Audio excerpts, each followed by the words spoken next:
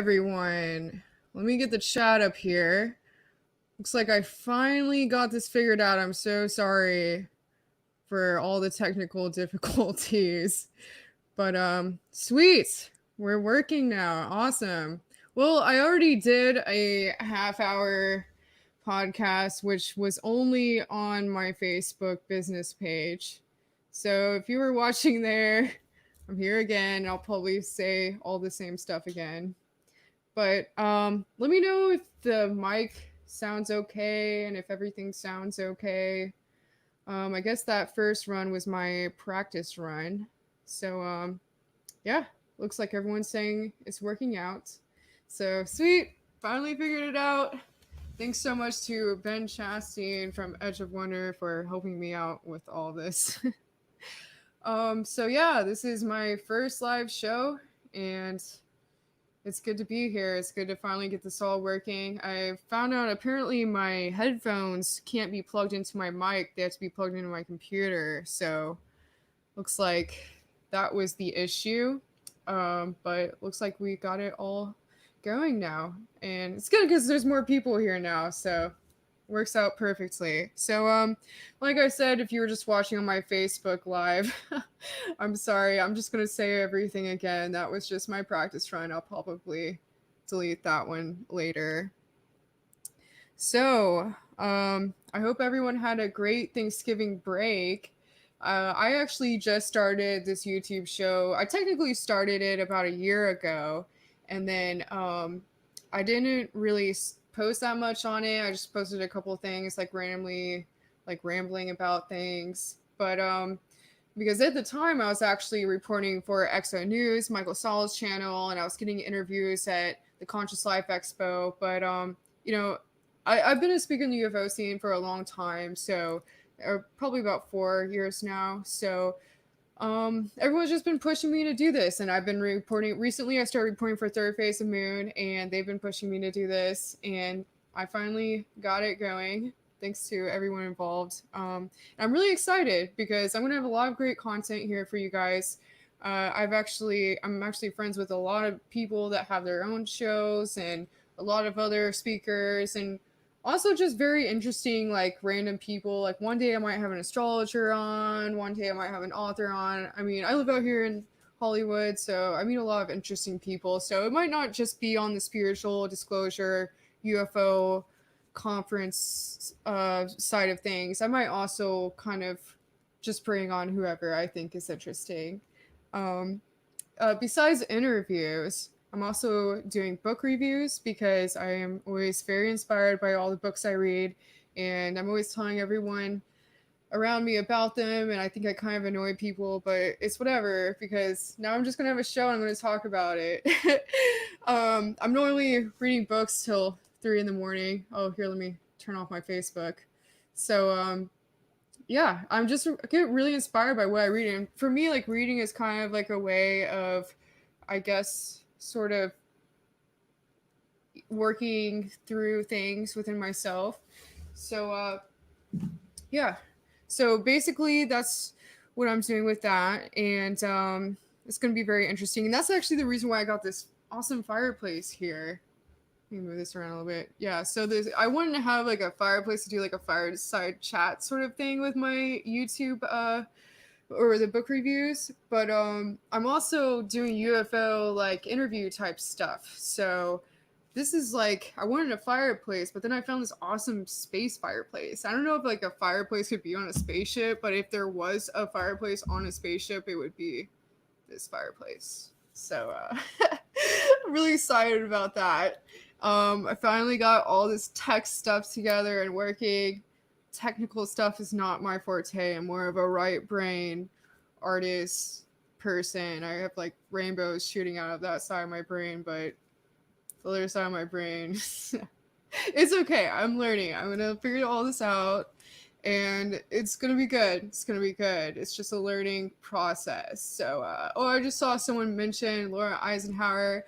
So the past week before, or the week before Thanksgiving, I actually was on several different shows promoting this show because I just got this going. Oh, and by the way, so I have one episode posted so far that is of my investigation of the Coba pyramids in Mexico, which I actually originally did for Third Phase of Moon, and they edited it for me and sent it to me to put on my show. So if you haven't seen that, check it out. I got a really interesting interview of my tour guide there. He talked about the elongated skull beings there and about consciousness. And consciousness, by the way, is something that I really like to talk about because I feel like this time in history is very important because we are kind of going through a consciousness shift. And it was interesting because my tour guide in Mexico actually said the Mayans talked about this as well.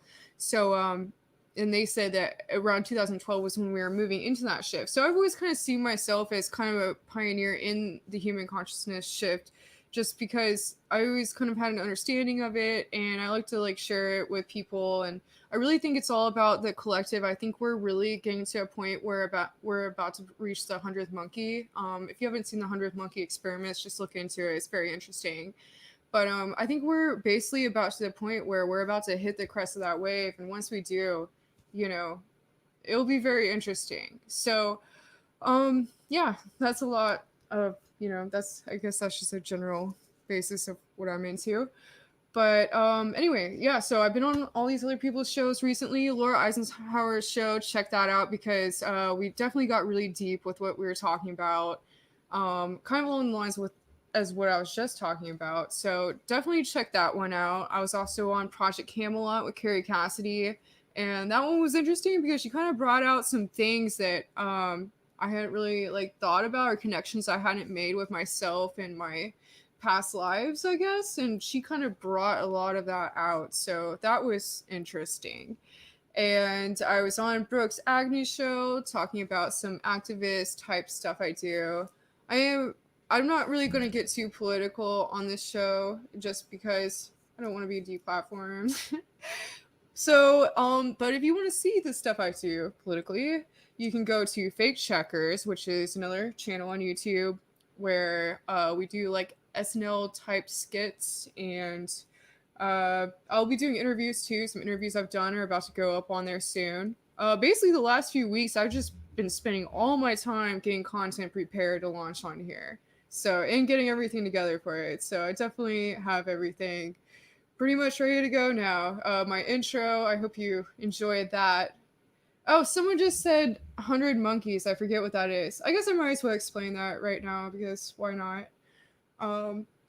So the 100th monkey experiment, that was very interesting because basically these scientists, they studied, it was kind of a study on the collective consciousness. So, or the collective consciousness. So basically they took an island full of monkeys, and they were just secluded on one island, and they started I believe that, so there was like some sort of fruit or a nut that they couldn't open, and so the scientists gave one of the monkeys a tool, and it started using this tool to like open them, or it was just a rock or something. It showed the scientists showed it how to do it. I'm not really sure what exactly happened there, but then it took a while for the other monkeys to catch on, and then but then once like a certain amount of them had caught on, then all of a sudden, all of them, the whole collective, all the monkeys there instantly knew how to do it. But what was interesting about the experiment was it wasn't just the monkeys on that island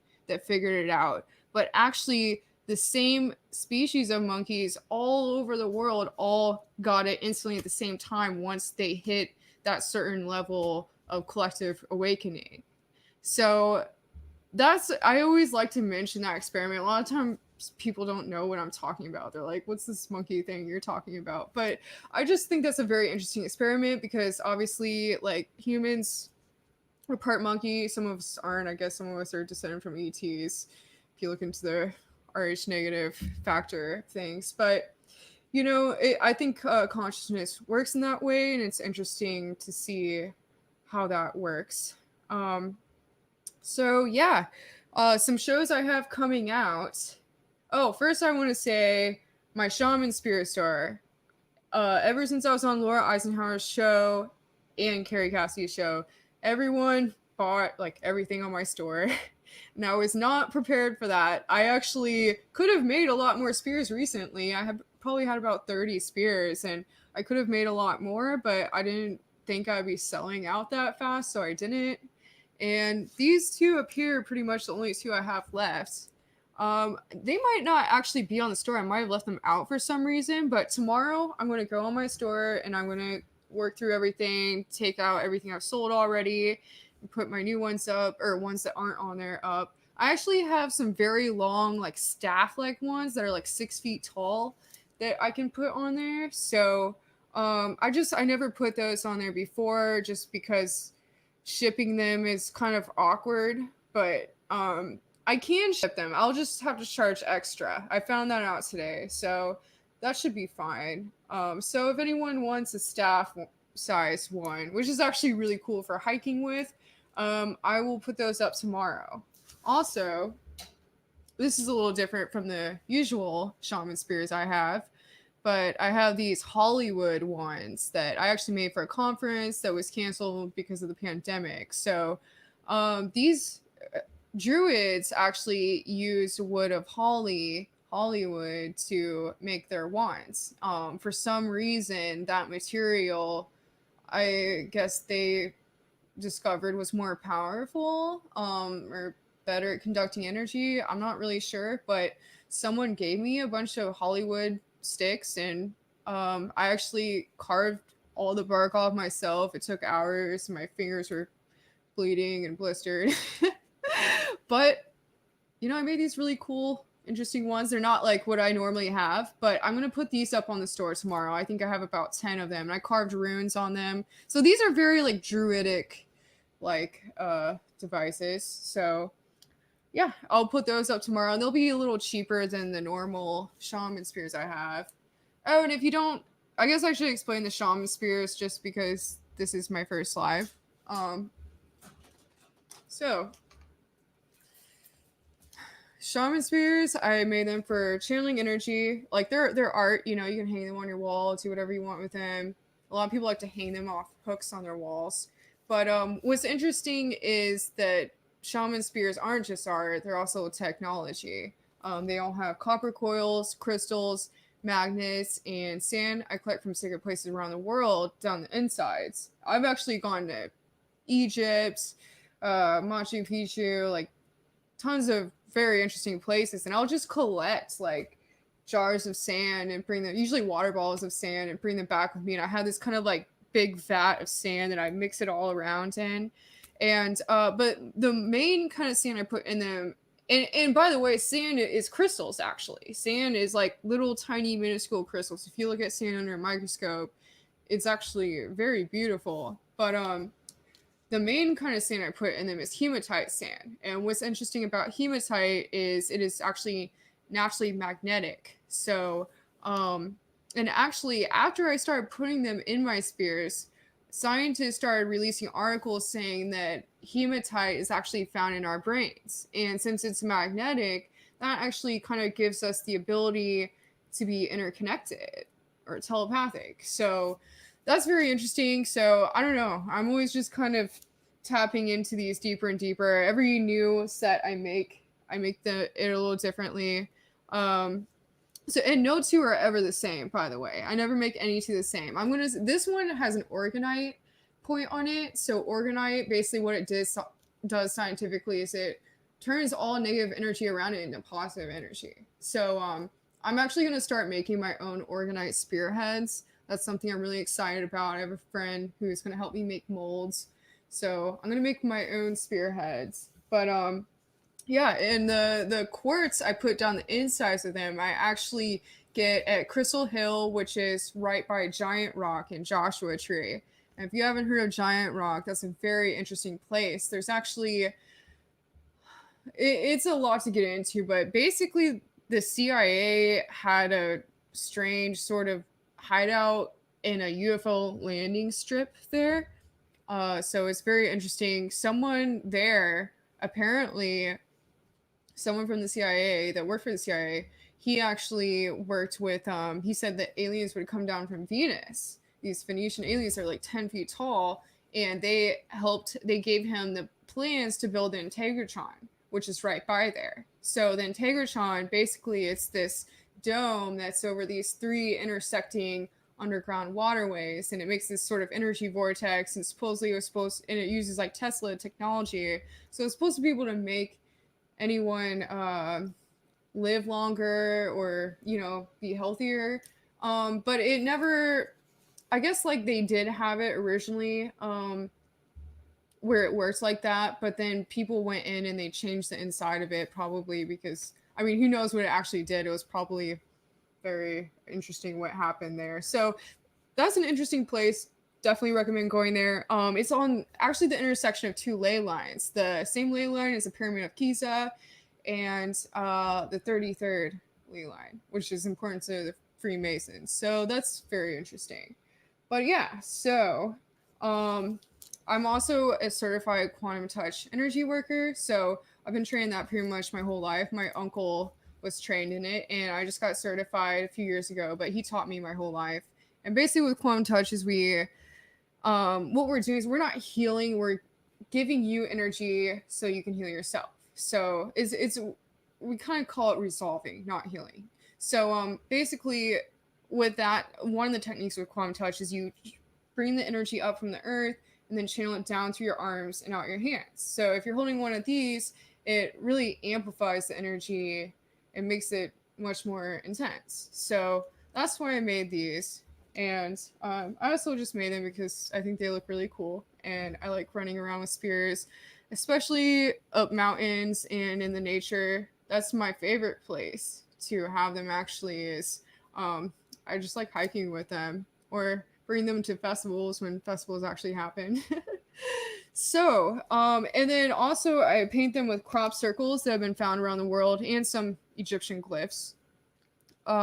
So I think that's interesting because with the water experiments, there's been experiments where they wrote love on water or hate on water, and it changes the molecular structure of the water. So I thought it would be interesting if I did put the crop circles on the spears with the crystals inside. Maybe it would somehow amplify this message that extraterrestrials are supposedly trying to give us. So that's what I'm doing with these. I have a few left and they will be on the store tomorrow.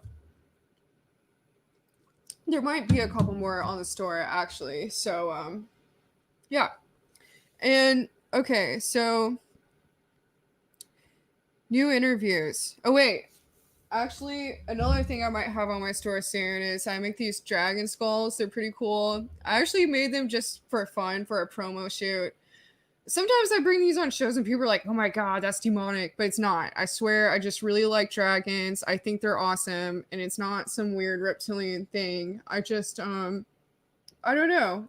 I just always read books about dragons growing up, and they always it's really interesting. Like in a lot of books about dragons, it's like someone will come across a dragon egg, and then the dragon hatches and it becomes theirs, and then they always end up becoming interconnected telepathically if it's like their dragon. So I think, yeah, someone just said dragons are divine. That's how I feel. I mean, you know, I don't think it's not a reptilian connection. That's all I'm trying to tell you guys because people say that sometimes, but no, it's just I just think dragons are really cool. And so this is like a I can't fit this on now because of my headphones and my space pines, but it just kind of sits on your head like this. It's really cool. And I'm actually gonna make lighter versions. This one's a little heavy. It's kind of like a helmet. It's not too heavy, but you know, it's kind of like a helmet. So I'm gonna make molds eventually and make silicone versions. So that's gonna be really sweet. But I want to put feathers coming out the back of these. I actually have 4 of them right now of all different colors. This is everyone's favorite. Everyone loves this one. But yeah, so there's some more work I'm going to do on those, but I'll get these up on the shop soon after I make a mold out of them. So I have a few shows that are coming up here soon. I've actually been waiting to release all of these because I didn't really know how to edit. I also didn't really know how to go live, so I have the live thing going now, so this is cool. And yeah, I just downloaded Sony Vegas and I started editing some interviews I did a while back, Poor Brad Olson, he's been waiting forever for his interviews to come out. So yeah, I did 2 interviews with Brad Olson a while back. One of them is about his book series. If you don't know Brad Olson, he's a really incredible speaker in the UFO conference circuit, and his topics are, I mean, he's kind of like Indiana Jones. He just goes around the world exploring really cool places, and he's a great writer. He has a lot of books out. So I actually have a couple of his books right here. This one's Future Esoteric. This one's Modern Esoteric. Future Esoteric, I actually had picked it up at Barnes & Noble's and was reading it before I met him. I read the book, and then I saw him at Contact in the Desert 6 or 7 years ago, and I was like, wait, you wrote this? But yeah, so that's the Esoteric book series, and it's very informative. Lots of amazing information, and if you don't know Brad, I mean, he just, you know, he just has so much information. That's what he's really great at. So he has a new book coming out called Beyond Esoteric. So I have an interview with him talking about that, but also talking about he does a lot with just kind of conspiracy topics, but also giants. He gets really into giants. So we got into that in our interview. And then I did another, it wasn't really an interview, it was actually an investigation. I did an investigation with him of Charles Manson's Spawn Ranch. So that was very interesting. I had actually gone there for a photo shoot randomly a while back because a photographer friend of mine from England came out to LA and he wanted to go there. So he was like, hey, you want to go out there and shoot? So I did that probably, you know, last March or something like that. Or no, February. And then Brown was like, hey, next time I'm in LA, please show me. So he was filming for Ancient Aliens a few weeks ago, and I got the interview with him. And then the next day we went to Spawn Ranch and did a little investigation of that. So probably tomorrow I'm going to release the interview with him, and then probably around 7 p.m. And then the next day, probably at 7 p.m., I'll release the Charles Manson interview. Yeah, both of us actually have done a lot of research on it, so we had a lot to say, and it was very interesting. We actually went to the little cave that the Time magazine photos were taken in front of. So we got that in. We just got, like, the ranch isn't technically there anymore, it's just land, but we got a good view of the land and the little cave, and we just talk a lot about what's interesting about what happened in the summer of '69 with the whole Manson family is they talked a lot about kind of about like race wars and a certain movement, and that's actually something that's kind of coming up a lot right now. And like I said, I'm not really getting too political on this show, but you know, there's all these uprisings right now. So actually what happened at that time very much relates to what's going on right now. So that's why we are doing that. And yeah, we made that kind of connection in the interview. So that was very interesting. So yeah, besides that, I have a movie that's coming out, and I was actually supposed to do that tonight, but there were a few things I wanted to fix with it. So I'm not sure exactly when it's going to be finished. There's just a couple, it was basically ready, but then there was a couple things we wanted to fix. So I believe that should be out soon, hopefully this week. I'll let everyone know. And basically this movie is actually a very hilarious movie. Most of the stuff I'll be doing on here is serious, but if you don't know what I do, I'm actually a comedic actress mostly in Hollywood. I'm an actor, musician, artist. I've been in Star Trek, VHS. VHS is like a comedy movie that is written or is produced by Tim Robbins and directed by his son. And I've been in Reno 911, and comedy is just really like, you can just look at my IMDb and see, but I've been in even more shows than that. I'm just always on set all the time. I actually just started filming for more shows recently. But yeah, so comedy is really my thing. And, you know, like I said, here will mostly be serious interviews, but I like to have fun too. So I'm going to try to, you know, mix my comedy with my seriousness, and we'll see how that works out. But yeah, so the movie, it's basically a mockumentary. So it's a documentary but like a funny version. I produced it, directed it, Doc Skinner edited it and narrated it, and actually scripted the narration for Doc Skinner, which is very hilarious. And Doc Skinner, by the way, he runs Disclosure Con 1028 Productions. He did a great job with editing it. So, I mean, I was just blown away by what he did. So, there's a couple of clips that I wanted put in, so, and, changed around. So, that's what the holdup is on that right now. So, but that is going to be very funny. Trust me, everyone I've showed it to so far is like, man, this is amazing. So, it kind of just shows a little of my adventure side. Oh, and basically, so the project, what it was is kind of like it follows me on an adventure with my time traveling DJ girlfriend, Amanda Darling. I say she's a time traveling DJ because she's a very well known trance DJ, and her thing is she's a time traveler. So, and she performs at all these major festivals around the world, like Glastonbury and Tomorrowland, and pretty much every major festival she's played it.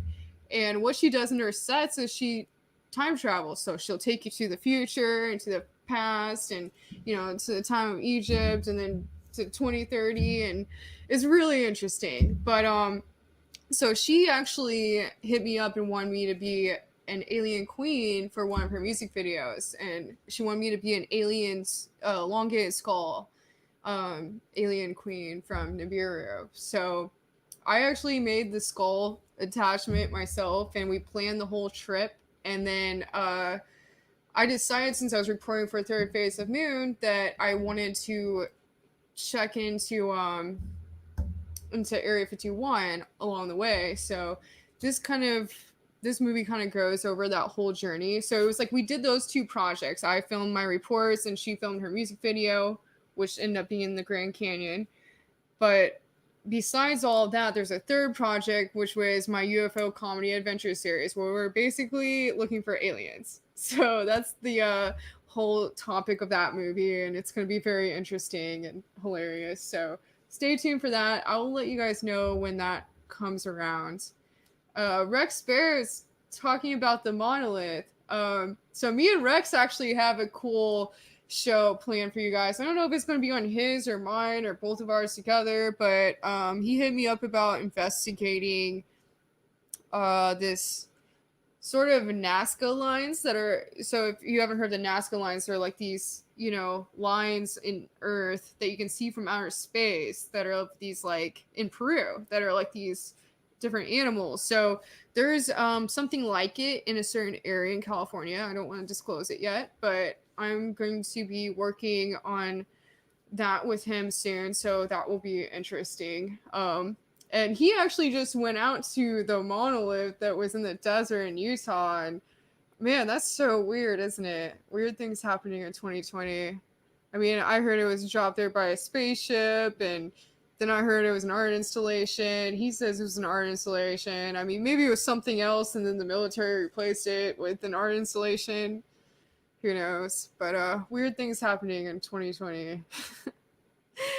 So, yeah.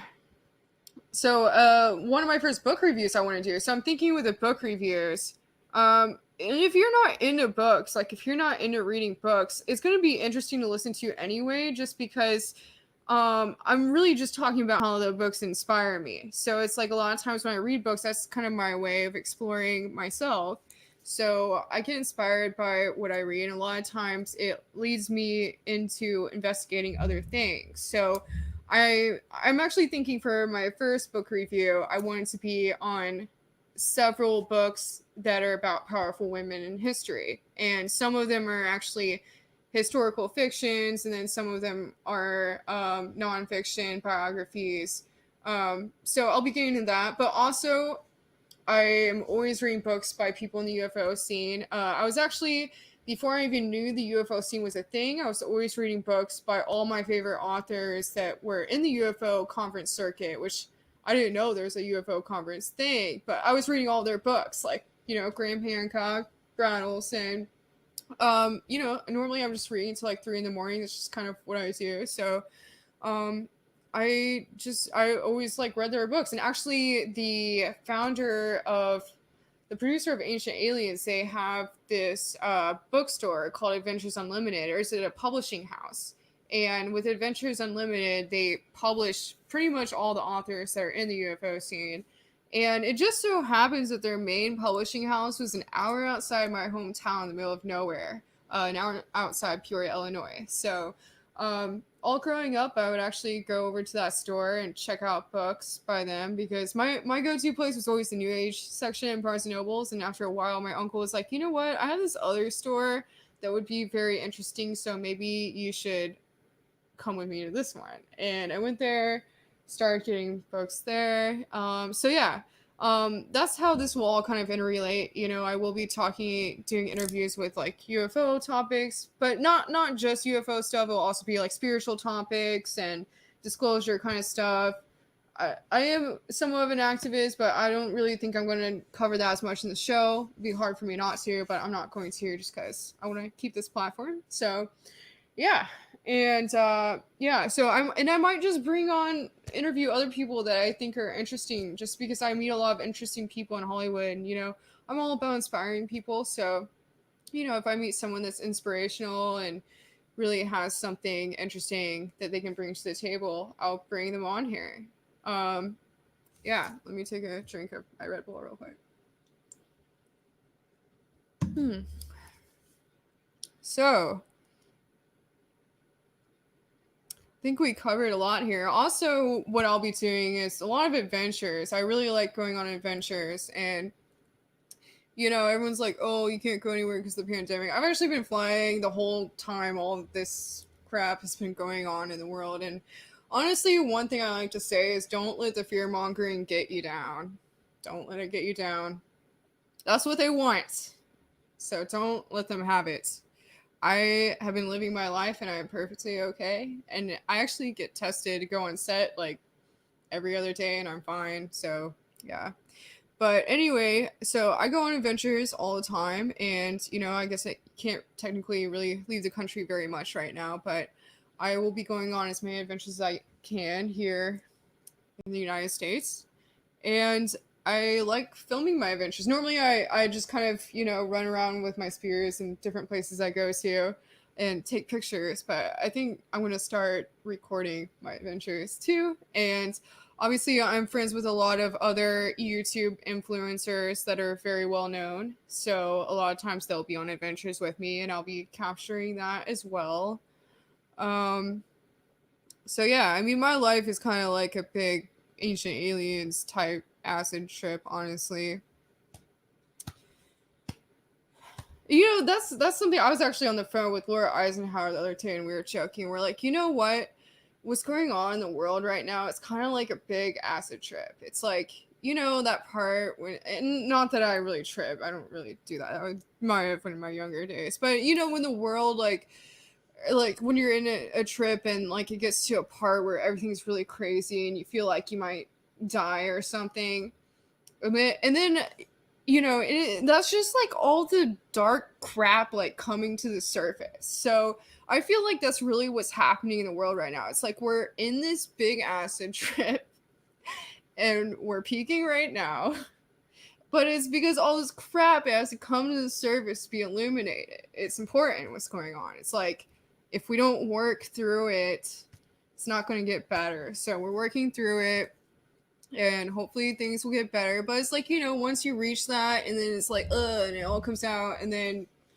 everything's better. So I hope that, you know, we get over this peak soon and things will be great. But really, it's like, you know, like with my show, like it's interesting because we're all learning how to do things in different ways. You know, like normally I was in the entertainment industry and, you know, I still am, but, you know, I'd normally be acting and performing and speaking at conferences all the time. And that was my life before March or May. So, yeah, so now I just kind of decide. Actually, when everything started, I started working for an artist in downtown LA building temples, which was not something I mean, I always wanted to build temples, but I didn't really realize I'd be doing that right now, I guess. And he makes his designs are all made out of sacred geometry, like the idea of squaring triangles.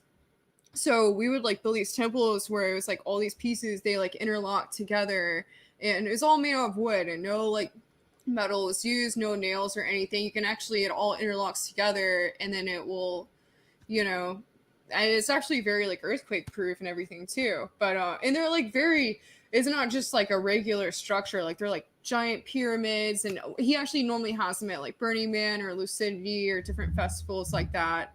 And I'm definitely going to bring him on here, do an interview with him at some point. That'll be cool. So I'm going to have to do that soon, definitely. But yeah, so I did that pretty much all summer.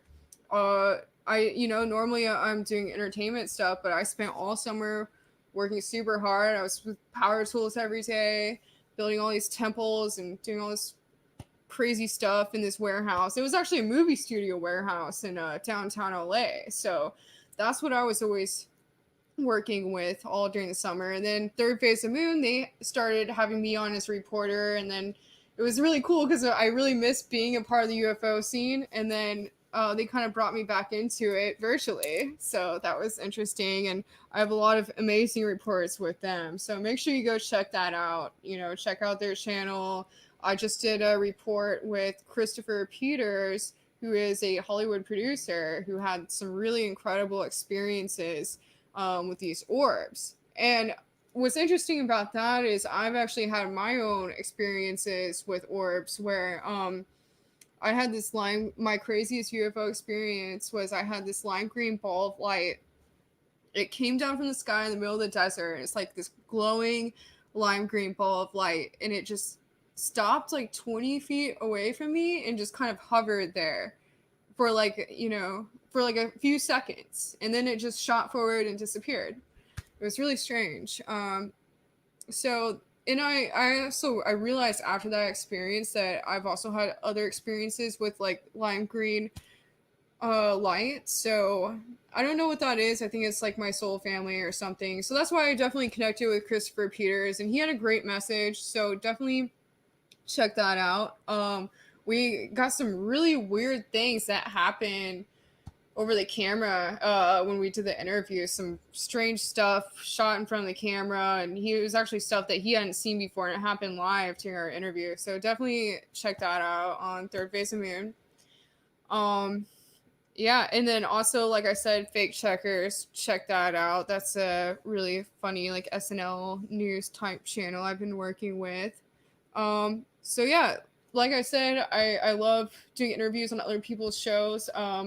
If you'd like me to do an interview on your show, let me know. I actually, I did a lot last week, and I have some more coming up, and that's why I know this show is probably going to do well pretty fast, just because I'm always on other people's shows, and all those people, I already know they all want to be on my show. So, I'm friends with a lot of major people that already said they would like to be on my show. I actually wrote down a list when I was actually just flying all over the country. I went back to visit my hometown. I was in Chicago and Peoria, Illinois, and then I went to Portland for a little bit.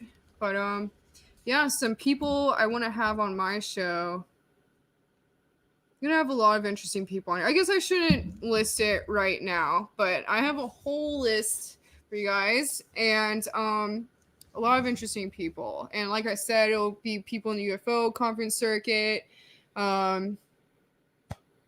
People that might be working on interesting technologies, people that have like UFO experiences, maybe like some spiritual kind of intuitive type people, maybe some people that have like different modalities that they work with. And just anyone that I think is inspirational. I also, my main thing is I really love the forbidden archaeology aspect of things. I really like to get, one person I like to have on the show that I've talked with before is Larry Dean Hunter. He does a lot with the pyramids. I think he's probably in Egypt right now. I'd like to get him on. It would be interesting to Graham Hancock on. I don't know if I could make that happen, but that would be pretty cool. And then Yeah, I mean, basically, I know everyone that runs all the conferences, like all over the United States, so I will definitely have them on. And yeah, should be interesting. Um, yeah, so I think that's about everything. Does anyone have any questions in the comments? Let me know if you have any questions. I feel like I covered a lot. There's a bit of a delay here. Have you ever done a quantum regression? I'm not sure what a quantum regression is, but I have done a past life regression recently. I've done one actually I've had one done to myself, but I've also done one to someone. So the it was actually it was weird. Like my uncle, he's a past life regressor or a hypnotherapist, and he also works with energy and all these other things. These comments are funny. Anyway, um, and it never really worked on me. Like I couldn't be hypnotized because just something in my mind always wants to block it out. But I did this class at Stargate to the Cosmos one time where it was I think it was Sasha, I forget what his last name is, but he actually led this class on hypnotherapy, or I mean past life regressions, and it was basically like this workbook that you could just read through and bring someone under. So we broke off into groups, and I was paired with this one guy, and I didn't know anything about him. He was like this older guy. He looked like he was very fit for his age, and I regressed him, or I brought him under. I took him through, these different things, and basically, once I brought him to this time, I told him to look down at his feet and describe his feet, and he was like, "Oh, I see a man's feet," and then he looked up, and I was like, "Okay, describe your surroundings," and he looks around. He's like, and he's kind of talking differently, by the way, when he's doing this. So he looks around, he's like, okay, I see Mexican pyramids and I'm on a step pyramid. He's like, I believe they're Mexican pyramids. And I'm like, okay, so what are you doing? And basically he was looking out, and he's like, all my people are scared because there's an eclipse happening. And I'm like, okay, so what exactly is going on? And he said that there was about to be an eclipse, and he was like a general or like a warrior, some sort of. And he kept talking about being a warrior and how important being a warrior was, and how important it was to have valor. It was so interesting. And so I took him to different. Oh, and I asked him what he was wearing, and he said he was wearing some sort of breastplate, and then he said he had a staff, but it was like a scepter. It was interesting he told me that, because I actually, like, he didn't know that I make spears. Like, I didn't have them at that conference because I flew out there. So it was really strange. He described everything in detail. And then I took him to a little later in his life, and he said that to the time of his death, and he said he was leaning against a wall, and he was like bleeding out, and he was like, basically saying like, this is my time to go, and I fought hard, and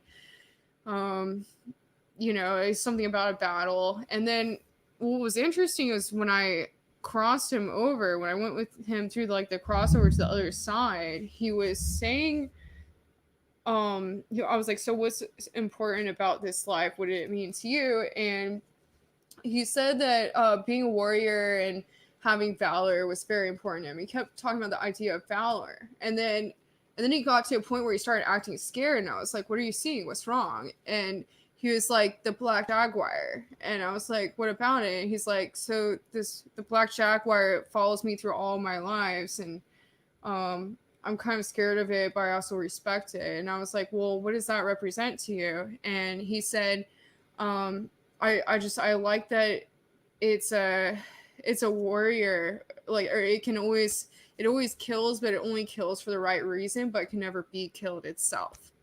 And I thought that was very interesting. And when I brought him back, so we discussed everything after I brought him back, so like present day. He said that he had actually been high clearance in the military and had been a warrior his whole life in this time. So and then he was like, so he was like, I can see how I was then in comparison to how I am now and the connection with it. And it definitely made things very interesting. So that was really cool. And then also I was regressed. So when I was regressed, this actually happened a while back. If you look at my Shaman Spears page, a lot of photos, there's this guy with a long white beard, this wizard looking guy, and he is actually he's technically a wizard. His name is Jason. He's like the tarot wizard, they call him. But I had him in a lot of my Shaman Spears promo, and he asked me if I wanted to do regression because that's what he does for a living. He's literally like an actual wizard. Like he'll like read tarot and do all these different things, and then he'll do regressions, and he's just really interesting person. Definitely a very interesting person. But so actually during the beginning of the whole pandemic stuff, we did a virtual regression over Skype, and he took me through 3 different lives, and they were all very interesting. The first one was very strange. I don't know if it was an ancient civilization or if it was a different planet, but basically in it, I was walking through the jungle and I looked down and I had these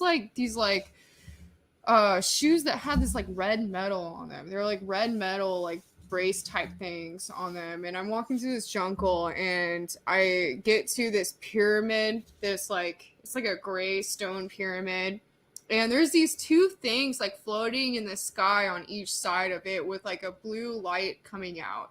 And the blue, like the light, it almost looks like there was like some liquidy light stuff inside it, like plasma or something like that.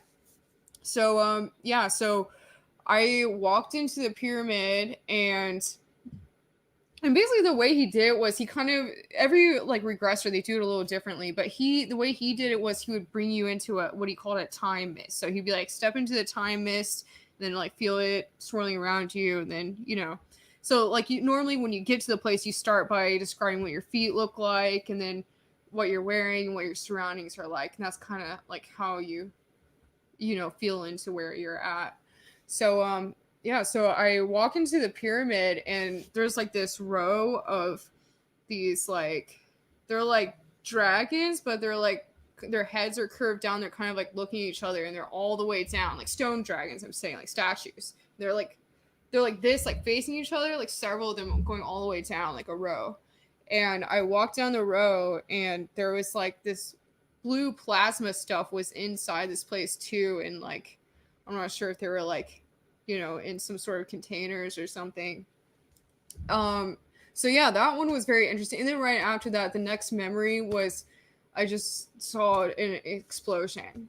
So like he just told me, he was like, okay, you died in that life, whatever happened, I don't know, comet hit or it's just a big explosion. So that was that one. And then the next one, so I go back in the time mist, and then I come back and I look around, and there's this it's like this kind of, it's in like an Asian land, like there's like an Asian temple I see in the distance, and I walk up to it, and my regressor Jason, he's asking me what I'm doing, and I tell him that I sit down on the floor and it's cold, and he tells me, he's like, so what are you doing? Why did you sit on the floor? So I sit there and I realize, I look ahead, there's like a gong at the front of the temple, but it's like an outdoor temple. It's like just a structure, but it's all outside around it. And so I sit there and I was like, I tell him I'm going to a beautiful place. And he was like, what do you mean you're going to a beautiful place? I told him I was sitting on the floor. And so I closed my eyes in the life, and I end up, as soon as I close my eyes, I end up in this like beautiful world. It's like this bountiful gardens and flowers and just colors I've never seen before, and like birds of paradise, and it was just this really beautiful, amazing, like joyous feeling. And I realized later that I had actually been like probably a monk or some sort of, probably a monk, and I had sat down and meditated to was it Zenyara, or whatever that state is. So that was very interesting. And after I finished the regression, Jason was like, I have never experienced that with anyone before. He was like, you just meditated to like this other place, like in the life, like in the regression. So that was interesting. And then the third life, sorry, everyone's asking more questions, but let me just finish the story. The third life was the clearest one to me. And in that one, I was riding through a town and I was on the back of like a horse carriage. And I looked down and I'm like wearing this like it's like one of those Renaissance like fluffy collar things, and I had like the puffy sleeves. And Jason asked me, he's like, okay, so what do you do? Like, you know, I explained everything I was wearing, and then he was like, what do you do? And I was like, oh well, I go like this, like that. And I'm like, I play and I went like this, and he was like, oh, you play the fiddle? I was like, yeah. And which is interesting because I'm actually a guitar player now. So yeah, I told him I play the fiddle, and he was like, where are you going? I was like, well, I'm gonna meet this girl. Her parents, they don't want me to be with her, so I had to like meet her secretly. I'm about to tell her that I can't really see her anymore. And she was like younger. It's really weird. I was probably a lot older than her. And yeah, so I was going to go meet her to tell her I couldn't see her anymore. And he was like, so why can't you see her anymore? And I told him, I was like, because I'm not a noble person, and her dad's a merchant, and they don't want her to marry into a family that isn't a noble family. You know, at the time, the class system was very unique because the time of like that Renaissance, I'm assuming it's around the Renaissance era. And around that time, I actually researched this after. I had no idea, by the way, about any of this when I was going through it, experiencing it. But apparently the class system was like, it was only, you were either a peasant or you were a noble person. There was no in between. And it was just from the bloodlines, I guess, you know? So there was like the noble people, and then there's the peasants, and there was no middle class.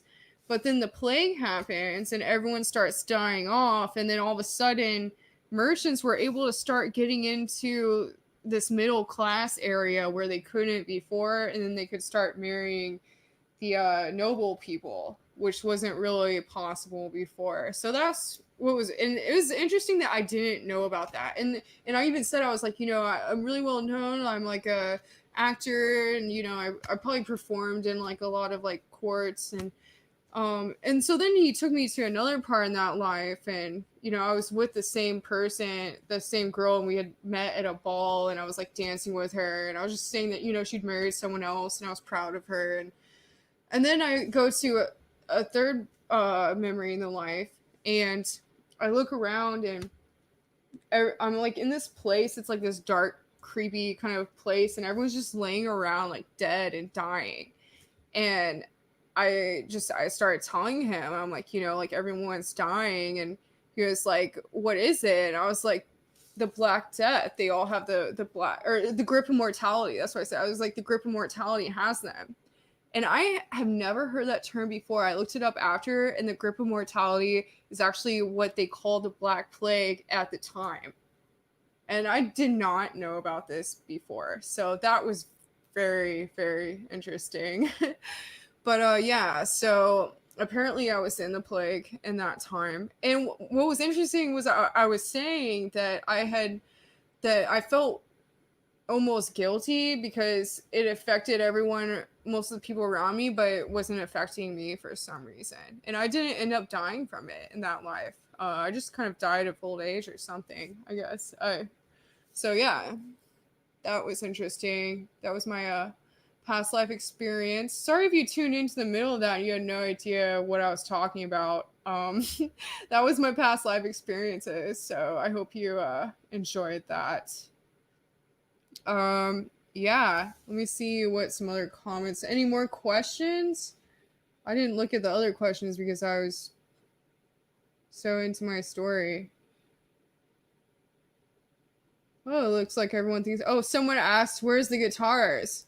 You know what? I should probably bring my guitars on here and play some tunes for you guys sometime. I have my guitars over there actually, but they're not plugged in or anything. Maybe at the next live, I will screw around a little bit with you guys. I always tune my guitars to 432 hertz frequency. If you don't know what 432 hertz frequency is, basically that is the concert A tuning, which is actually the Schumann resonance. The resonance of the earth is at 432 hertz frequency.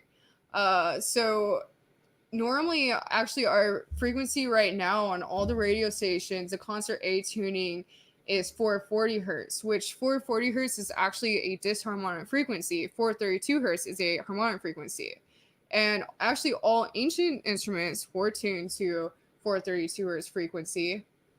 So, but then around the time of the Nazi regime, the Prime Minister of Propaganda, Joseph Goebbels, changed the official tuning, concert A tuning, from 432 hertz to 440 hertz. So if you take somatics, if you haven't heard of somatics, it's very interesting experiments with frequencies. So a lot of times with somatics, sound tests, they'll either have a plate of water or, you know, or like a thing of water with like, you know, it shows the surface of the water, or a plate of sand. And you use a device to put the frequency up into the plate of the jug of water, the plate of sand. And if it's a harmonic frequency, it'll make these patterns, these amazing, really incredible, like mandala like patterns. But if it's a disharmonic frequency, like 440 hertz, which they play on the radio all the time now, it makes, it doesn't really make any patterns. It's just kind of screwed up, you know?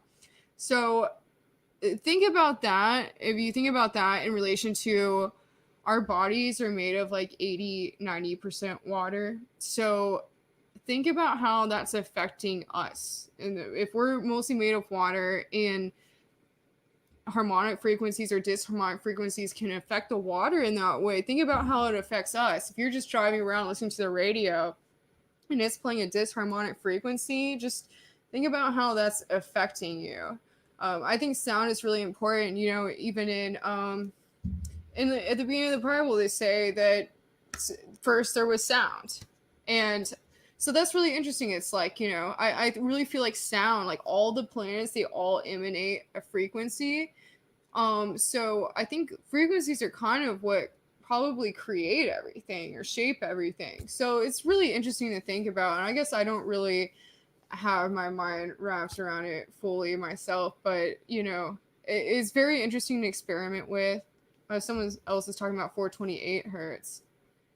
I haven't really experimented as much with that yet, but I have heard that that's a great frequency as well. But yeah, so actually with 432 hertz frequency, it's actually just slightly sharper. So if you there's actually certain tuning programs that you can get. They're just apps with your guitar where I actually just have a regular tuning app on my phone that on the app you can change what frequency you want it in. And any tuning app is like this. It took me a while to find it, but it's actually, you just change the frequency and it'll tune it. And it sounds the same, it's just slightly sharper. So that's the difference.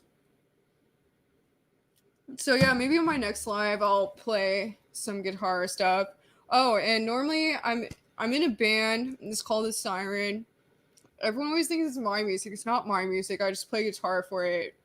But I don't write it or anything. That's Casey Barrick, The Siren, that does that. I'm just a guitar player for it. And basically what we do is we normally travel around performing at like conscious events like Zeitgeist Media Festival or United We Stand Fest. But and then we do all these awards shows too, where normally it's kind of weird. Like we just like get awards and then we perform at these awards shows, and it's kind of awkward because it's always in front of like all these like super famous like older like rockers.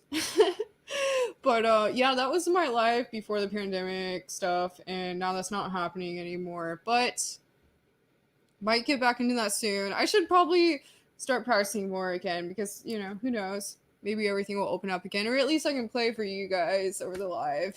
I actually started practicing more soloing type stuff. I started playing guitar when I was 12, or no, 14. Or no, it was 12. I started playing guitar when I was 12, and that's actually the same time I started modeling and acting classes with Barbizon Acting School. And I don't know what made me start all that around the same time, but yeah. So I started playing guitar around that time, and I was in jazz band all through high school. I was always performing all growing up. And then I came out here and I was in this band, the Sirens of Dionysus. I did a little DJing, and then I got in the Sirens. So, and if you want to check out the Siren music, is www.whatistissiren.com. Our lead singer, he doesn't really like to release his music. I don't know why, because all the music is really incredible and amazing, but for some reason he doesn't like to release it. So maybe get on him about that. But the few songs that are released on there are really great, and you can listen to them. And thank you. Someone's saying the fireplace looks cool. If you didn't tune in to the beginning of this broadcast, I actually bought this fireplace specifically for this show because I'm doing book reviews on it, so I thought it'd be interesting if I, did the reviews in front of a fireplace to give it like a cozy feel, But then I'm also doing all this UFO stuff, and I'm looking through the fireplace mantles, and then I find this one that looks like a spaceship fireplace. So, I know you probably can't have a fireplace on a spaceship because spaceships don't have chimneys. That would be weird. But, if a spaceship had a fireplace, this would be it. Technically, this could be on a spaceship because it's an electric fireplace. It's not real fire. It's just for looks. But it kind of feels like a real fire, and that's why I like it. So, someone said fires burn in a sphere in space. What do you mean by that? That's really interesting. Waiting to see if they respond to that. Okay. Yeah, so, I don't know how... Does anyone know how fire is in space? Like, if you lit a lighter in outer space, what would happen? Oh, people keep saying it would make a ball. Okay, I'm gonna have to look more into this. That is very interesting. I guess because there's no gravity... It makes fireballs? Is that what you guys are saying? It makes fireballs? What the heck? Are you kidding me? Dude, that is really crazy. Dude, like I was saying earlier, my UFO experience was a ball of light. Maybe that's what those balls of light... Oh, and what... I forgot to say this earlier. What's interesting about my UFO experience with the ball of light is a little while later... I actually started painting crop circles on my spears right after that happened. And I don't know what made me do it, but I just started doing it out of nowhere. And after a while, I was like, you know what? I need to research the crop circles more because I don't really know very much about them. I just know that they're a thing, So I started watching tons of documentaries on crop circles, and I ended up finding out that apparently tons of people have actually caught on footage, just actual footage of these balls of light coming out of the sky and forming the crop circles. Sometimes it'll be like one, sometimes it's a few. And a lot of times they're different colors, Like people always I think it's almost like people perceive them as different colors. Because it's like when you see it on the video, like the actual videos people have recorded of them coming down from the sky and forming in the fields, they're usually white. So I almost feel like, because other people I've talked to have said that they've seen blue or purple. So I'm almost wondering if everyone kind of perceives what color they are differently. When the experience happened to me, it was actually in Joshua Tree, and so I wanted to know what it was I saw, so I researched it on Google, and it was saying that actually in Joshua Tree, the Native Americans in that area always saw the orbs and they called them nature spirits. Which is interesting because on Third Phase of Moon, my recent interview I did with Christopher Peters, he talks about all the orbs he witnesses, which he calls nature spirits. So, yeah, very interesting stuff. Oh wow, someone said they were married in Joshua Tree. That's really cool. Oh, someone said ball lightning. Yeah, see, some people have said oh, maybe it was ball lightning you witnessed. I know ball lightning can happen pretty much any time, even if there isn't a lightning storm, but it definitely was a very clear day. But yeah, I didn't really know about ball lightning till recently when I was telling someone this story. So, but yeah, circling that back to fire being balls in outer space. Man, that's crazy. I mean, is that where ball lightning comes from? Is if you light a fire in outer space, it becomes ball lightning? But you guys are just tripping me out, man. I never knew that lightning became balls in outer. I want to go to outer space now and just light a fire and see what happens, because this is like really tripping me out, honestly. Oh, someone said they painted crop circles on their son's skateboard. That is really cool. I'm actually a longboarder. I've been a longboarder for a long time. I really like, just gliding is so fun to me. But man, a longboard with crop circles on it, that sounds so freaking cool. Wow.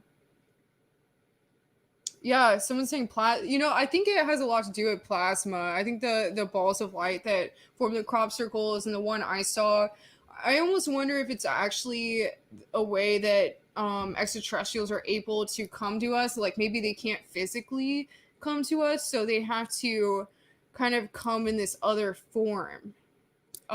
Maybe like they're on a different dimension and they can't physically come like in a physical body because they don't have one, so they come as an orb.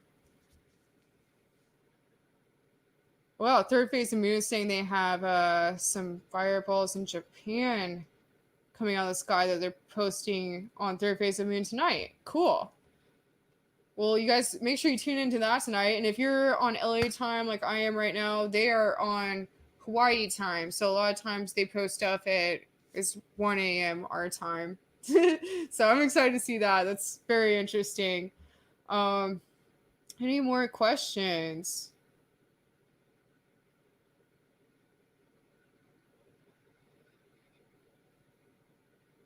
No more questions? Man, this ball lightning stuff has been so interesting.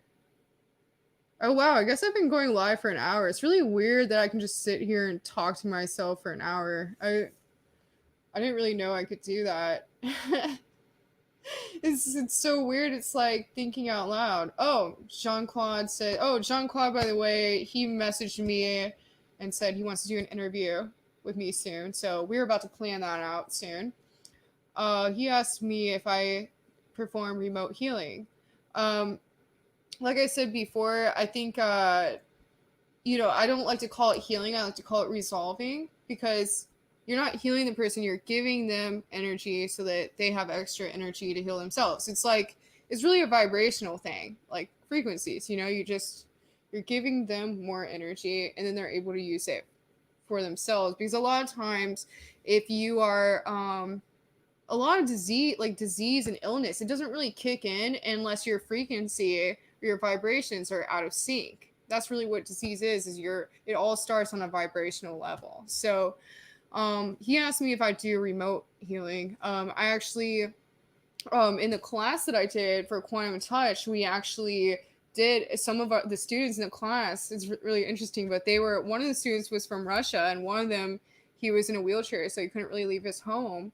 And they were both on laptops just sitting around in a circle with us. And the girl from Russia, she learned only through Skype, and she actually felt more comfortable using Quantum Touch via Zoom. So even if she has someone in person that she's working on, she makes them go in the other room, because that's how she learns. She feels more comfortable that way. And a lot of people are like, how does that work? But honestly, really, it's like the quantum entanglement theory.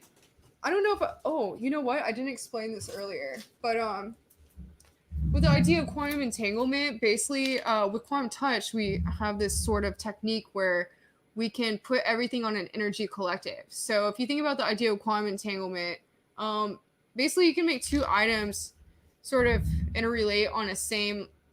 It's basically it's hard to describe. It's just like a quantum conscious kind of connection with things. So with the idea of quantum entanglement with quantum touch, we'll take two devices and we can put them on the same sort of energetic field and interconnect them.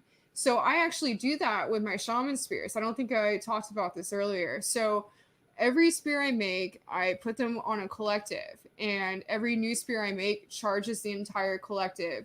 and I actually charged them all with a sort of trident looking staff that I actually got. There's an obelisk on the end that's actually carved out of the Valley of the Kings. So I use that one to charge all my spears, and every new one I make makes the whole collective stronger. Every healer that has one also and charges theirs makes the whole collective stronger. And I probably made like hundreds at this point, and a lot of very powerful healers have bought my spears. So that's definitely very interesting. So like I said, through the idea of quantum entanglement, I mean everything's interconnected. Everything's interconnected.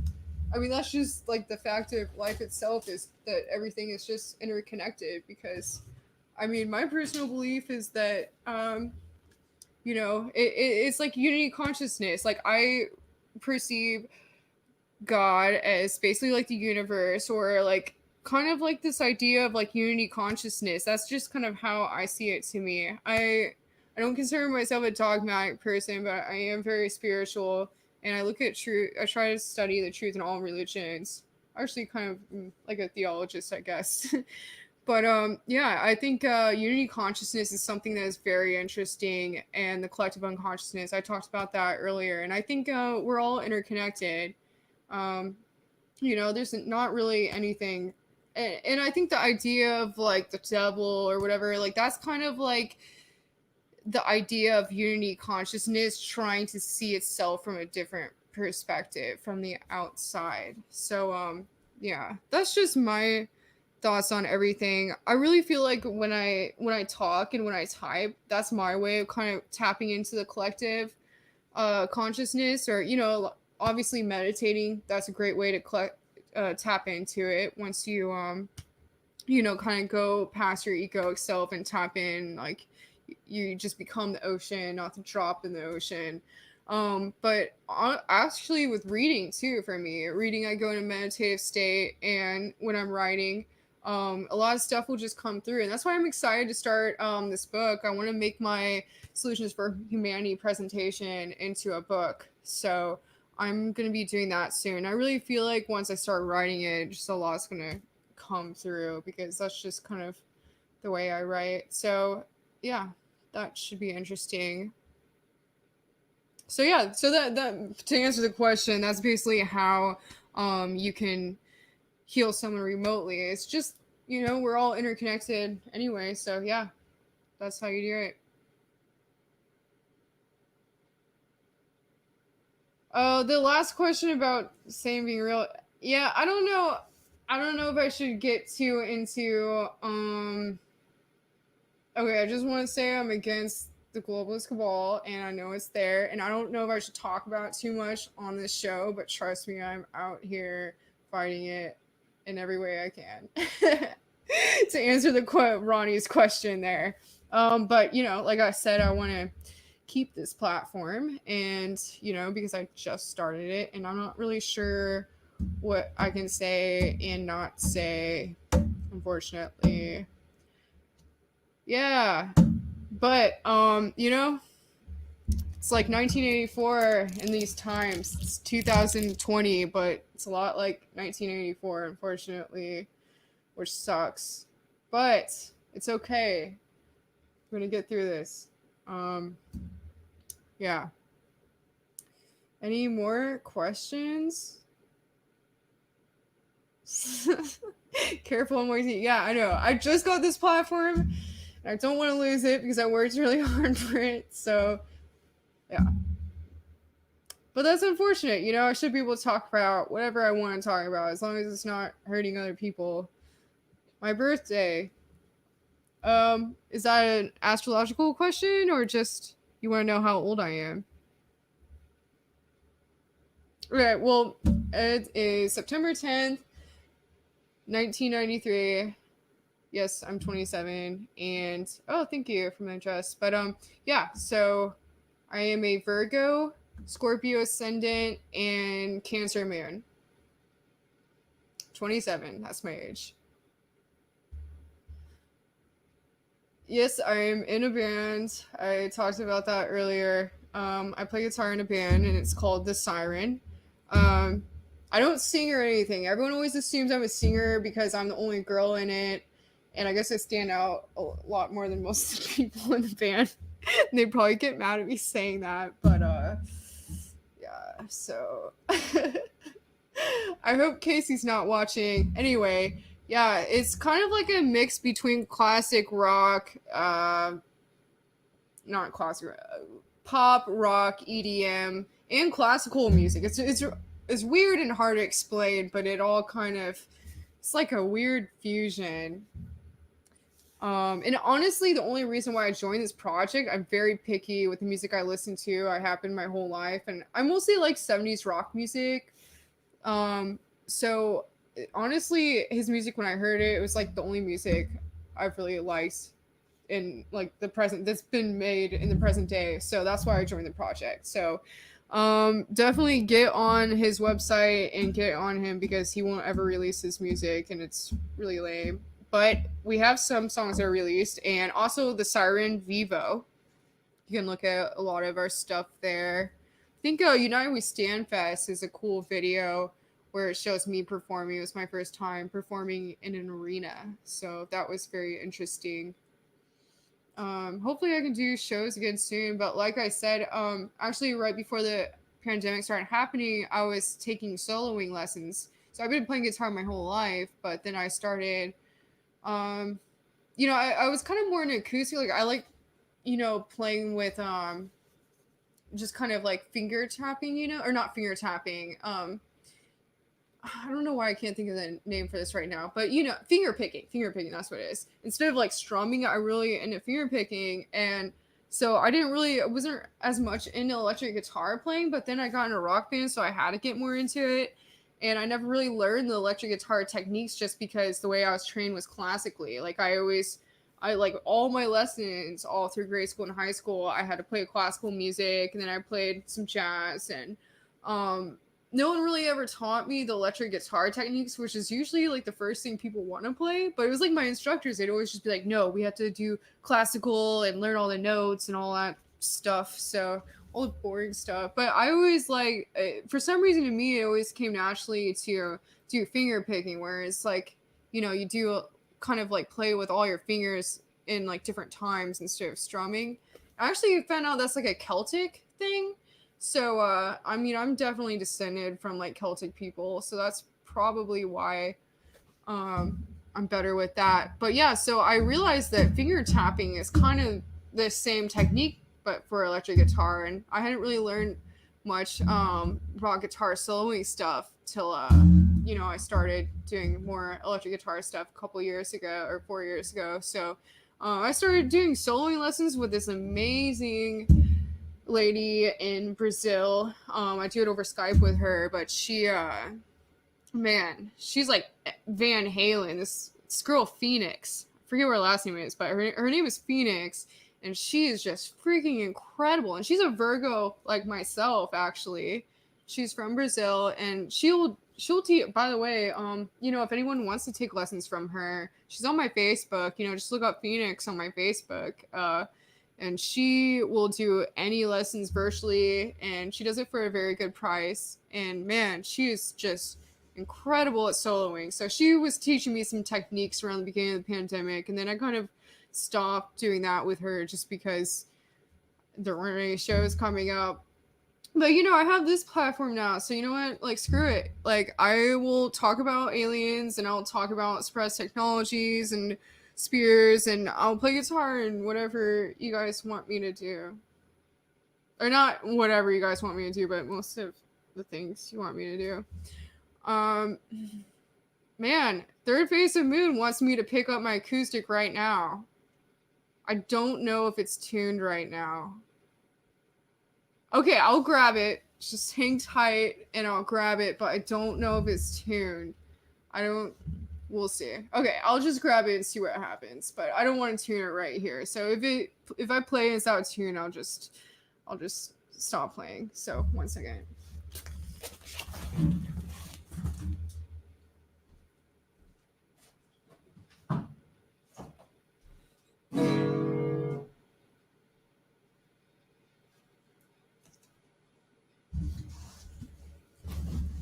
Oh man, it's getting hot in here. Whoa.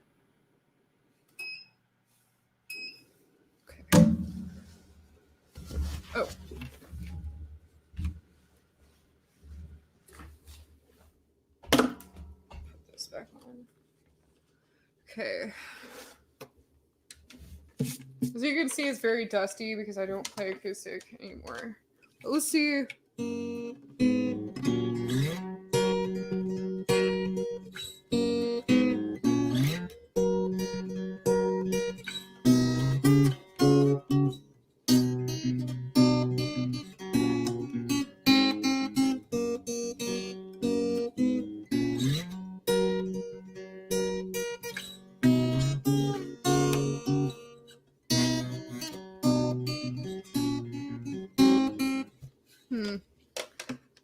I haven't played in a while, guys. Yeah, that was Blackbird, but I think I screwed it up a little bit. Let me see if you know this one.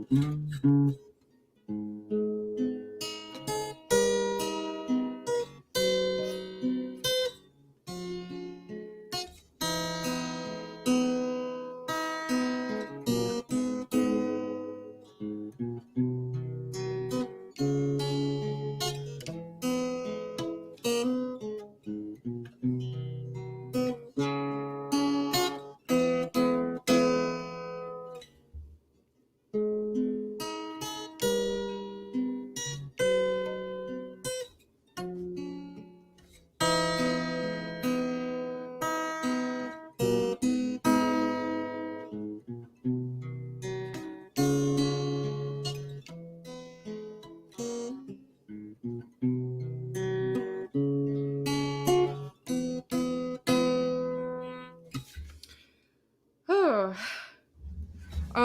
Just so everyone knows, that song, I know people say when you play it backwards, it's like this demonic thing and whatever, but honestly, I've just always loved this song so much. It's like literally my favorite song of all time, and I've always played it.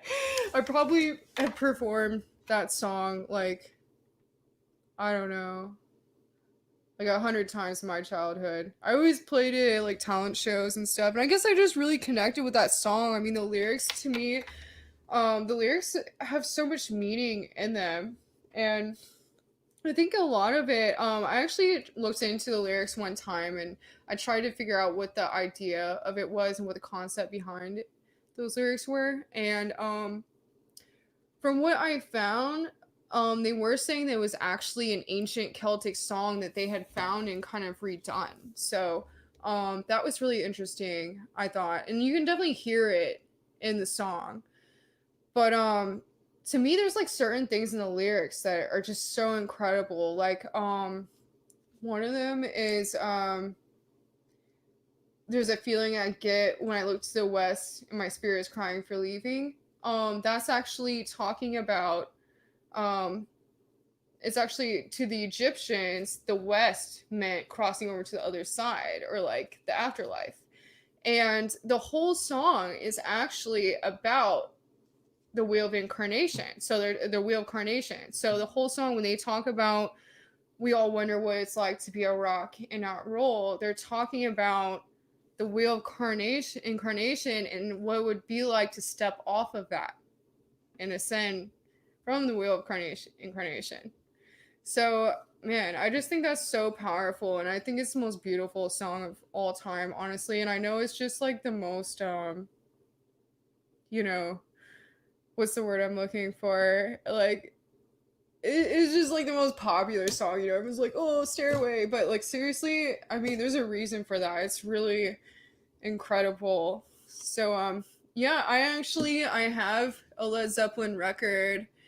And I got a record player during the beginning of the pandemic because I was just, at the beginning of it, I was just spending all my time working on art and writing, and I never had an actual vinyl record player before, so I got one, and I started collecting records, and I've actually found a lot of really interesting ones lately, but yeah, so I've been playing that lately. Actually, one of my favorite songs from that album, not just Stairway to Heaven, but When the Levee Breaks. I really like that song. A lot of people don't talk about that song or never heard it on the radio before, but I really love that song. I can't play that one on guitar, but it's really interesting because the song is always saying like, "Oh, when the levee breaks, Mama, you got to go," and like I always thought like someone asked me one day, they're like, "What does that mean?" Because I kept playing it all the time, and I was like, "I don't know. I just feel like it's like pressure building up, and I think it's about a lot of pressure being put on you." But then I looked into it, and actually it was an old song that these slaves had made during this time in America, the Mississippi River. There was this place in it where there was a flood and the dam was about to break, and they had to like hundreds of slaves had to be getting like water and dumping it out somewhere, and the levee was going to break, so they made this song and they were singing this song and like chanting it they were while they were dumping the water out. So or maybe they were building the dam. I'm sorry, I'm not really sure which it is. So yeah, that's an interesting one. I'm sorry the guitar sounds awful because there's dust on it and it's a little out of tune. But next time I will play the electric guitar for you guys. I have a Schecter here. It's a hot pink and magenta like zebra stripe Schecter guitar. It has good sound to it. But my Flying V, unfortunately, is at the studio downtown LA. She hasn't been played in a while, but she's my favorite. She's like black with like red around the edge, because the siren is like, it's like red, black, and white are our colors. Oh, and by the way, everyone always thinks the siren is like like a goddessy like Greek siren thing, but it's actually not that at all. The siren is actually a post-apocalyptic thing.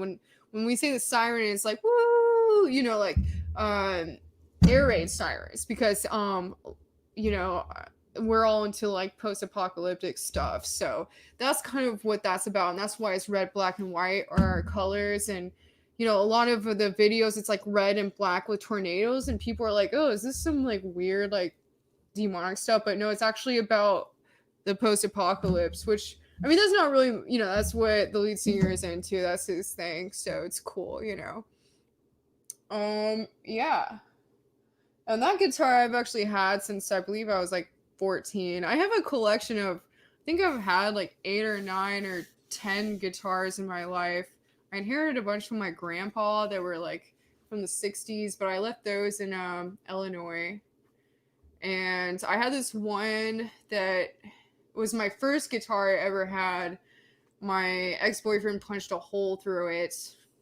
So, but actually my brother put a duct tape over it, and he plays it now, and he's getting into guitar. My little brother's like 20. So yeah, that's interesting. And yeah, is there any more questions?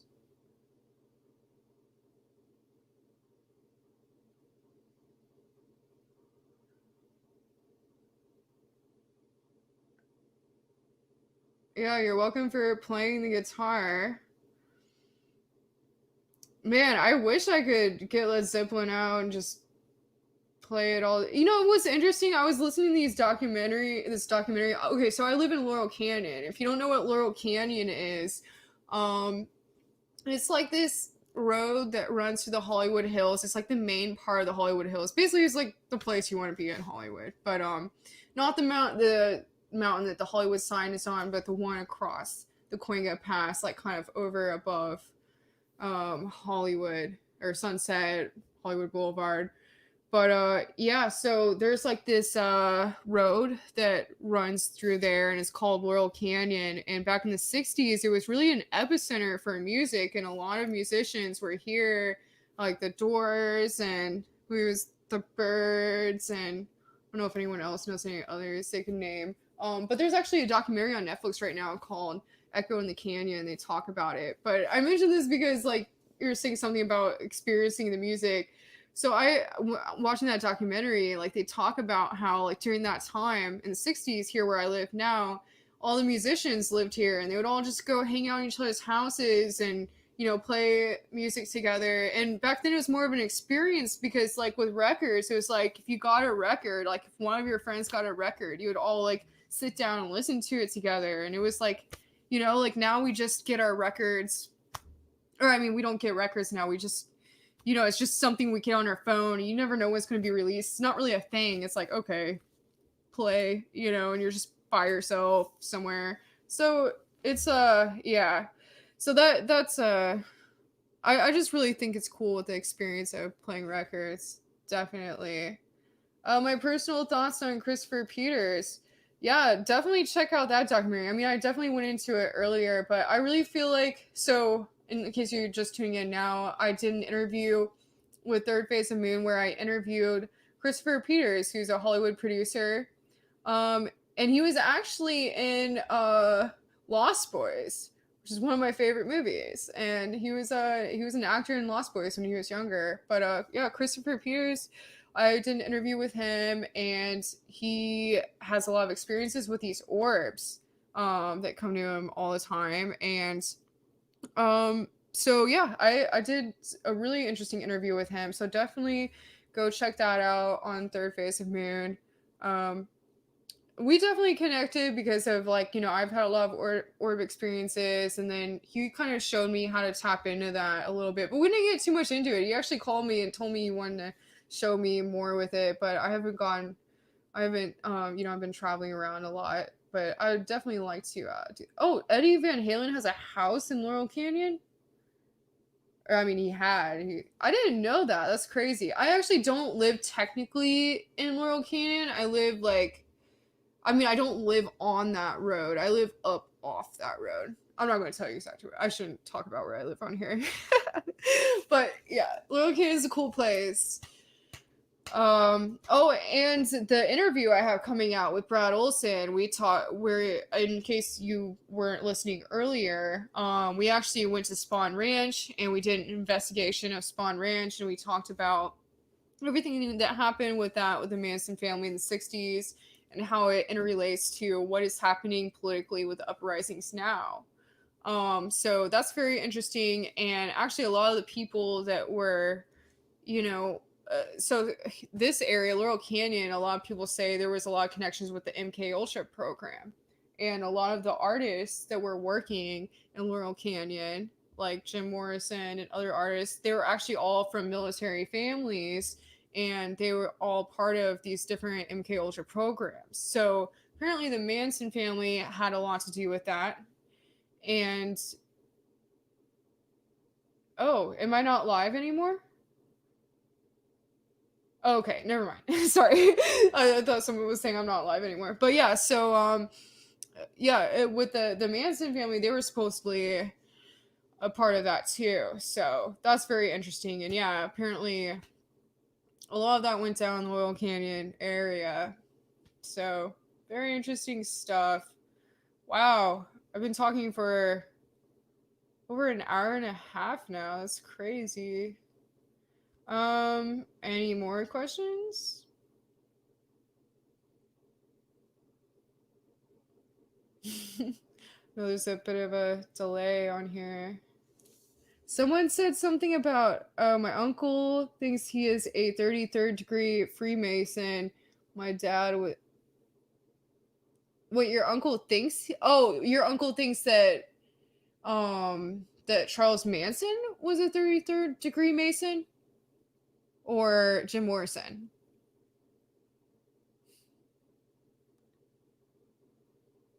I don't know if you're talking about Jim Morrison or Charles Manson. But yeah, I wouldn't be surprised either of them, honestly. My style inspiration. Well, I don't know. It's hard to say. I'm just like, I'm kind of like a rocker chick, you know, or I am a rocker chick, so that kind of goes into my style, but I don't know. I just wear whatever I like, honestly. Oh wow, some of these questions are really wild. But yeah, I think mostly my style is mostly like rocker chick, maybe mixed with a little like, I don't know, anime quiet kind of stuff. But for my interviews, I like to dress professional and wear like business suits because that's fun. Um, yeah, I don't know. I mean, I just like wearing fun outfits. It makes me feel good. always wear whatever I feel like. And yeah, I mean, honestly, if I put on a cool outfit and I go outside, I just feel so great. It just makes me feel good. So I don't know how to explain my style. I mean, I think my style has changed a lot, but it's usually more like rocker chick kind of style.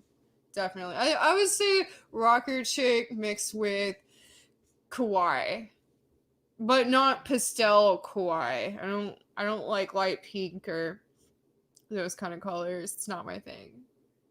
I like I wear a lot of black, but I'm not gothic. Like I don't know. I like to wear like black, but then with like neon or bright colors, like kind of mix it around together. A lot of people, I actually had this experience when I was in Peru.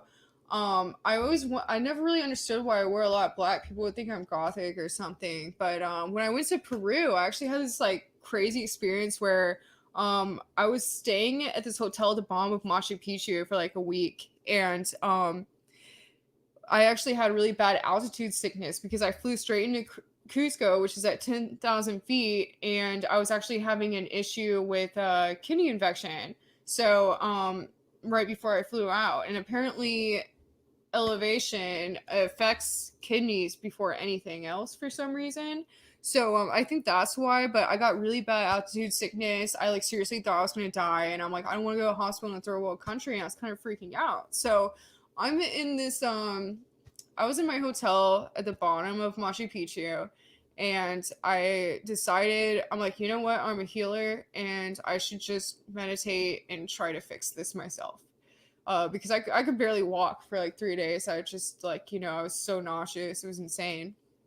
So I went into a meditative state, and I just felt myself leave, and I went over to the jungle, and I saw this like, and it was dark, and I saw this black jaguar walking through the jungle, and I sort of like fell into it and became one with it.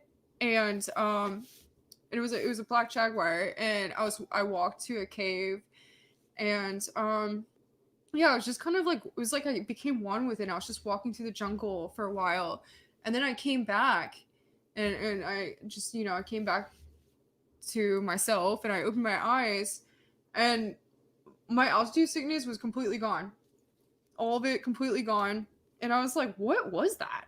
And I Googled like, what's black jaguar animal totems. And I didn't even know, by the way, that black jaguars were around there. I didn't know that.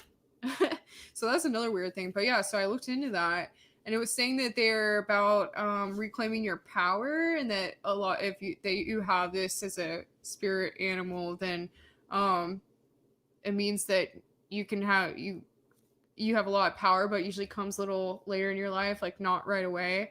But then it also said that they're the keeper of the time continuum, which I thought was really cool. Like, I don't really know what that means, but that's super interesting. Like, the keeper of the time continuum. Actually, I found one in Mexico. I brought this back with me. It's made out of obsidian, I believe. Might have been on it. I'm pretty sure it's obsidian. Oh, good night, Ben from Edge of Wonder. Yeah. So obsidian, black jaguar. Yeah, so I forget why I started talking about. Oh, so that's why I wear a lot of black. I try to not wear all black all the time. Try to mix it up. I wear like a lot of bright green too, because my Jeep is lime green alien Jeep. So yeah. But yeah, I feel like this is like me and the keeper of the time continuum. I feel like I always felt like, time is such an interesting concept. I don't think it's linear, but I don't think it's necessarily like cyclical as you would think. Like it starts and it comes back at the same point.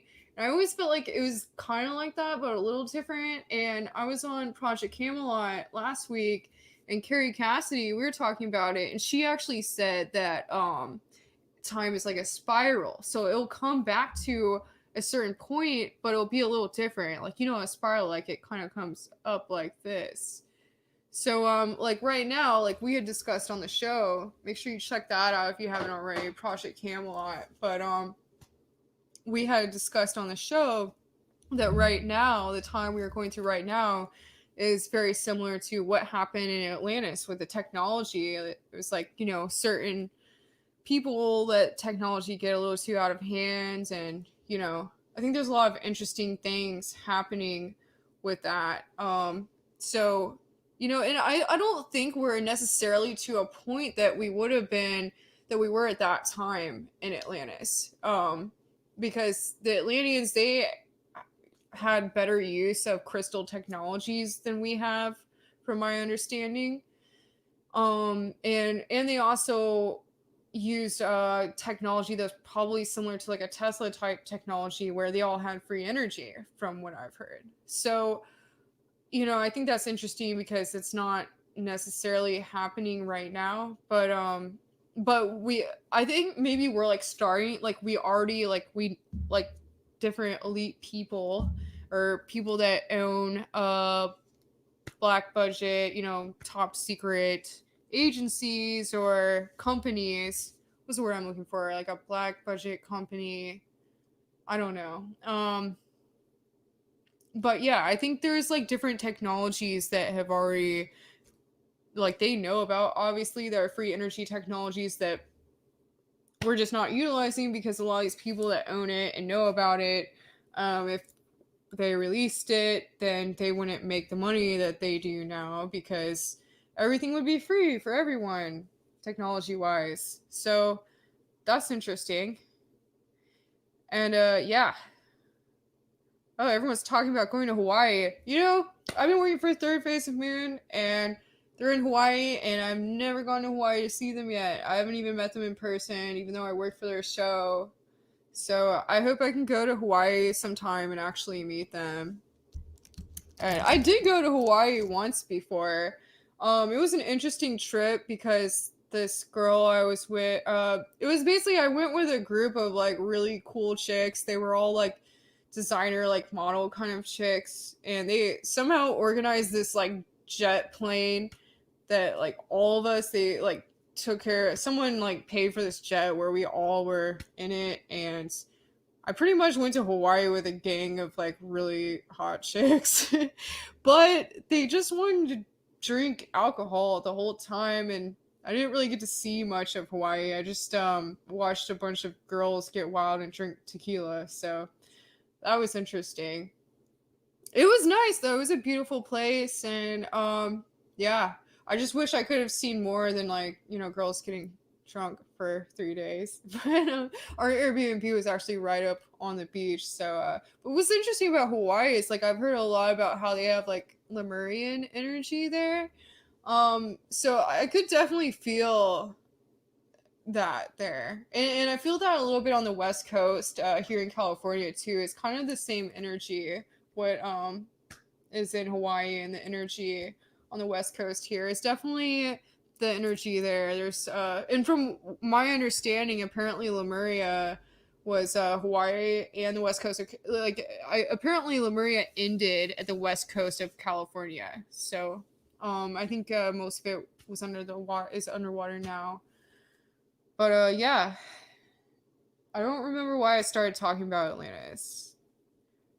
Oh yeah, crystal technologies. Yeah, yeah. I think, you know, I think hopefully. Oh, so you know, like we were saying about how time spirals, and it's kind of like it might come back to the same point but be slightly different. So I think it's interesting to think like, so what if there's all these advanced lost civilizations where like maybe this happened several times, like even millions of years ago. It's like maybe, you know, like I just did an interview recently with someone at the Koba pyramids. My tour guide, he was talking about the Mayan, how the Mayans studied consciousness, and they said that our consciousnesses, we always go through a certain level of consciousness and we cycle through it. So there's the spring season, the winter season, the summer season, and it's all a different level of consciousness, and we're always cycling through these throughout time. So I think, like, you know, I think it's very likely that there were beings around, you know, human like beings around millions of years ago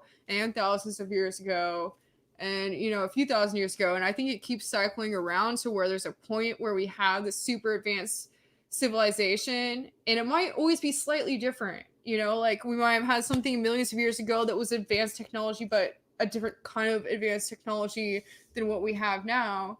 And then like a, you know, and then it always ends up getting wiped out because, you know, we lose control.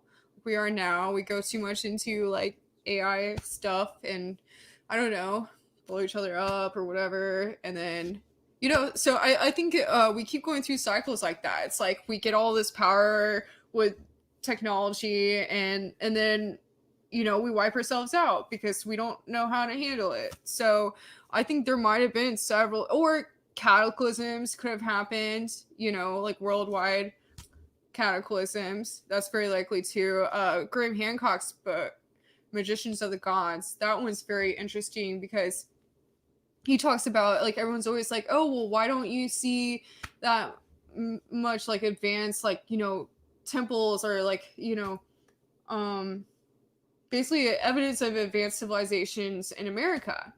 And what's interesting about that is, so Graham Hancock in his book, he talks about how this comet, or it was like an asteroid, it came about 12,500 years ago, and it broke apart in the atmosphere, and pieces of it hit North America. And North America at the time, like Canada, and a lot of North America was covered in ice. So it hit there, and then pieces of it also hit Europe, and some landed in the middle of the Atlantic Ocean.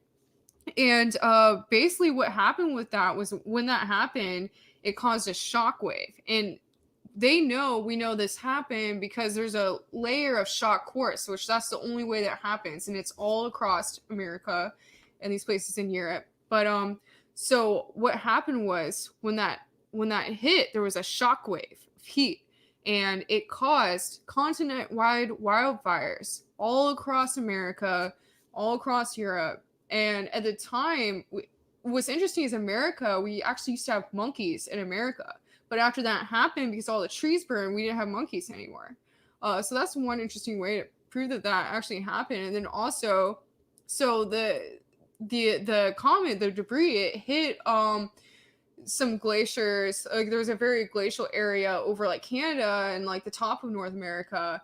And when it hit there, it caused an instant flash melting of all these ice caps. So instantly, it was like huge waves just came over all of America. And a lot of Native Americans actually have stories passed down where they said that they saw these waves just coming out of nowhere. It just, you know, they didn't know what was going to happen. And they saw, and what's interesting is every ancient culture, they talk about this, sometimes they'll call it like a star with a red tail or something, but they all talk about this happening right before a flood. So I think America did have like very advanced civilizations, but it was hit harder than anywhere else at that time. Like, you know, Egypt and you know, areas like that, it wasn't really hit as hard. So that's where we see more evidence. But also there's areas in America that are covered with sediment. And we actually, in my interview with Brad Olson coming out, we'll be talking about that. I'll be posting that tomorrow night at 7 p.m. Pacific. But yeah, so there's actually in Illinois, where I'm from, there's a pyramid that is covered with layers and layers of sediment. It looks like just a hill now. And I think I think there's probably a lot of that going on in America, where you might see something it looks like a mountain, but it's actually a pyramid. Because when these floodwaters came, it just, you know, pushed layers and layers of sediment all over everything and buried everything. And I actually heard some people that have the laser technology, where they can see things that are underground from space, or from up in the sky. Apparently, the people that own that technology did find a large pyramid in America somewhere that isn't known, but they haven't really released it yet. But I've heard a lot about it possibly being in Alaska, and apparently there's some weird energy coming from it. So that's really interesting. But yeah, in Illinois, the one that's in Illinois, the Cahokia Mound, look that up. It looks like a grassy hill right now, but it's actually a pyramid. It's like a step pyramid. And the base of it is bigger than the base of the Pyramid of Giza. And yeah, and there's all these mounds around. Actually, that's right by St. Louis. And what's interesting about St. Louis is it's actually a large ancient city that was lost, and probably had a lot to do with the giants. That might sound crazy, giants, but I'll be talking about that tomorrow in the interview with Brad Olson. Or Brad Olson will be talking about that. We already did the interview, and I'm excited for it to come out. Oh, and Third Phase of Moon is premiering the episode with fireballs in, I believe it was Japan, at 10 p.m. Hawaii time, which I believe is 1 p.m. my time here in LA. Oh, someone said they're from St. Louis. Oh, someone said Fake Checkers show. Where can you see it now? Fake Checkers is kind of hard to find right now. You just have to. It's on YouTube, but we don't have a huge following yet. Sorry, I'm like not sitting in the right place here. But yeah, just like search it in the channels, because if you just type Fake Checkers, it doesn't really come up. So you have to search it in the channels. I don't know why I'm sitting so far over. I'm sorry. Wait. Oh, that's better. Who is your favorite interview so far in the UFO community? Oh man, that's a really hard one. I mean, I just like everyone for the way they are. I mean, that's like the same thing to me as like someone telling me like, who's your favorite person? I mean, I definitely probably have like a top 10, but it's like, I just like everyone for what they bring to the table, I guess, like everyone kind of has their own niche or forte with what they do. And I think that's what's so interesting about this scene is like, a lot of people that aren't a part of the UFO disclosure, like conference scene, they're like, so when they ask me what I do, and they're like, wait, so what are your conferences about? And I'm like, well, it's like UFOs or disclosure or spirituality. And they're like, what do you mean? Like they're all together? It's so hard to explain. It's like, yeah, oh, Third Phase of Moon, by the way, is saying their episode is premiering 2 hours from now. But anyway, yeah, so it's interesting explaining to people. And like me and Carrie Cassidy, we were talking the other day on Project Camelot, saying that what's interesting about that is that like she was saying that some people don't like to put the UFO stuff with the spiritual stuff and the suppressed technology disclosure stuff, but to me it all interrelates because it's all about different kinds of technology and tapping into different kinds of consciousness. I guess just looking at and paranormal stuff too. Like it's all kind of, I mean, I guess for someone from the outside that doesn't really have much of an understanding, to them it's like a fringe area of studies. And also what's in is, the forbidden archaeology type people like Graham Hancock and was it Michael Cremo and people like that. So that's like my main interest. Like I said before, that's what really got me into the UFO scene. I don't really know what to call it. Is it like the UFO scene, the disclosure scene? I don't know. But yeah, I'm glad everyone's liking this show. It's really fun. I'm sorry, I actually like made several separate live shows, and every show I put on, it wasn't working properly. And actually, I recorded a lot of this on for some reason. So I'm on this platform where it's like you'll put it on several platforms at once. So it was my first time doing it earlier with a live stream, and I started it, and I thought it was working, and I was talking for a half hour, and apparently it was only recording on my Facebook business page and not YouTube. And my mic was crackling, and I had to hit up Ben from Edge of Wonder, and he like helped me work through it all. Apparently my headphones, the frequencies from the mic were not working out with my headphones, so I had to plug my headphones into my laptop. So sorry if it took a while to get on, but next time, I like doing this, so I'll probably do this like as much as I can, and I'm always going like weird, interesting places, so maybe I can just like bring you guys with me to like different places I go. I just bring my headphone, and I don't know if I can put this in my backpack. That might be weird.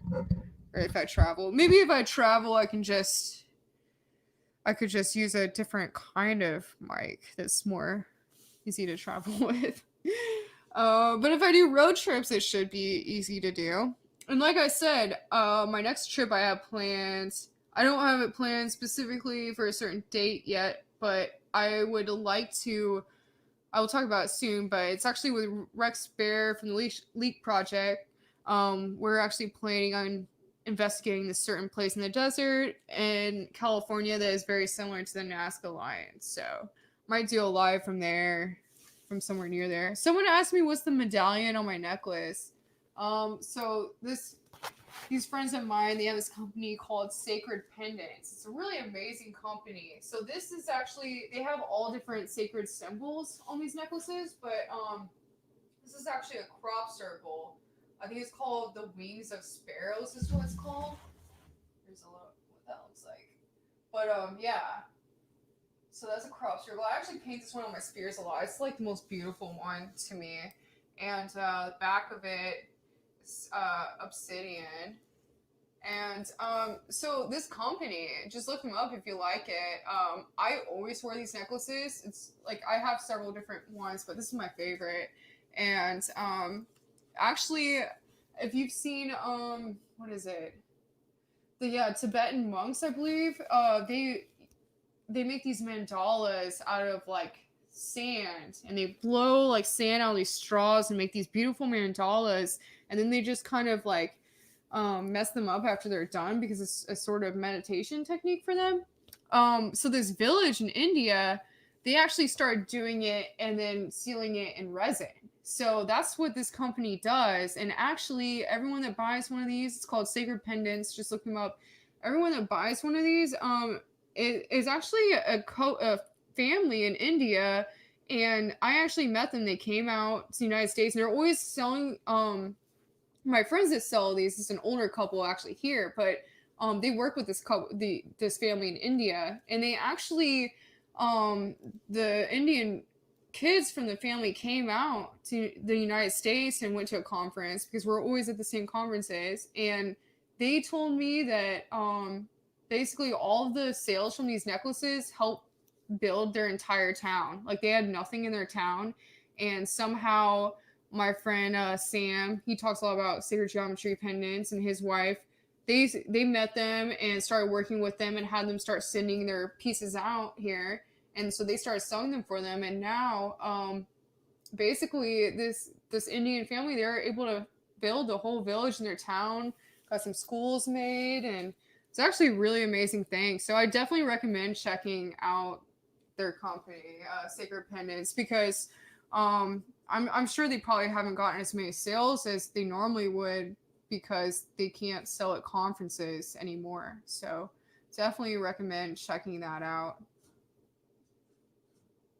I'm glad everyone likes the show. Someone said live long and prosper. Yeah. I don't know if you know, like the person that said that, I actually was on Star Trek. I believe I'm in episode. I shot several days for it, but I ended up on basically like episode 9 and 10 of Star Trek Picard, the latest series that came out, and I'm just like a gold alien. I'm like supposed to be a human alien hybrid. It was really weird with that show. So I had been painting this like space butterfly for like. Actually, here, let me grab it real quick. 1 second.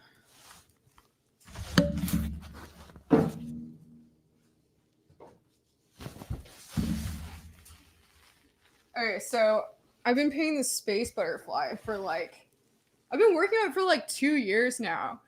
And so I didn't really know what was going on with the show. All I knew is that, I was like an alien and I'm running around with these other aliens. And most of it was really weird because I was the only one that showed up on set that didn't have a twin. Most of the people on the show had twins, and they were like, we're supposed to be clones, So I guess I just didn't have a clone, but everyone else did. But anyway, like after I watched the show, I didn't really know like much about the planet I was on, but after watching it, they had edited in all these space butterflies. And I had been working on this for 2 years. And all of a sudden, I watched the show and I'm on this planet of color changing space butterflies. I was like, how does this happen? This is crazy. But I'm not done with this yet. I don't know why I'm never done with this. It's looked like so many different things. It just keeps changing, and I don't know if I'll ever finish it, honestly. I have a lot of paintings like that. I should probably sell them someday, but I just keep working on them and then they never finish. I'm also working on this painting of Isis right now. I can't show you that because I actually kind of screwed it up. It's like this. I wanted to make like an. So I've been reading Cleopatra's biography, and I was really inspired by how she liked to kind of channel Isis, and she built all these temples for Isis or had them built. So I wanted to do a painting of Isis, and I ended up making an anime version, and it's coming out really cool, but it was a little off center on the canvas. So I went to like cut off the wood on one side of the canvas to shorten it, and I screwed it up and I can't figure out how to get it back together. And I spent hours on it already, so yeah, I'm gonna figure out how to fix that later this week, and definitely gonna start selling my paint. A lot of the paintings I've done actually are of crop circles, so I usually like to do like crop circles with like outer space around them with like stars and stuff like that. So I'll probably put those up soon. That's the cool thing about having a show and making my art and everything. It's like, I normally like I'm working all the time with like entertainment stuff, but now that I have more time, I can focus on my art, which I also love doing, and it's kind of cool. I kind of like having to be forced to just work on my own thing. So, I was kind of worried, like, oh, I'm not sure if I would make like a whole lot of money, like, just having a YouTube show and making my art, but I was on, these different people's shows and sold out of like all my spears. So I guess it works, and I need to make a lot more very fast. But yeah, I've had a lot of fun with everyone on here, and I really can't believe I've been talking for this long, honestly. Thank you for being here. I'm probably gonna go. So, because I'm getting tired of talking. But it was good talking with everyone, and make sure you check out the new episode on Third Phase of Moon tonight, because apparently they're talking about fireballs in Japan or something like that. So, yeah. Thanks for being here. I can't even really talk anymore because, yeah, I've been talking for a long time. I'm not sure how to end this. Here, let me turn off these chat comments. And, Apolla's Odyssey, tune in tomorrow at 7 p.m. I'm going to launch Brad Olson's show, and I might just do a live whenever again, just for fun. I don't know. I should probably make a regular schedule, but honestly, my schedule is so all over the place that, some days I have to have 16-hour days on set. Some days I'm traveling, so I never know what's going on with my life. People tell me that I should have a regular time to be on, but I don't know if that's going to happen with the way my life is. I'll try, but I don't know if it's that important. I'm just going to be releasing a lot of stuff. So my movie's coming out and the mockumentary, and then tomorrow, Brad Olson's interview, the interview I did with him, and then the following day it will be the Manson Ridge investigation. So stay tuned, you guys. Thanks for being on my first live. It was super fun. I'll talk to you later. Bye.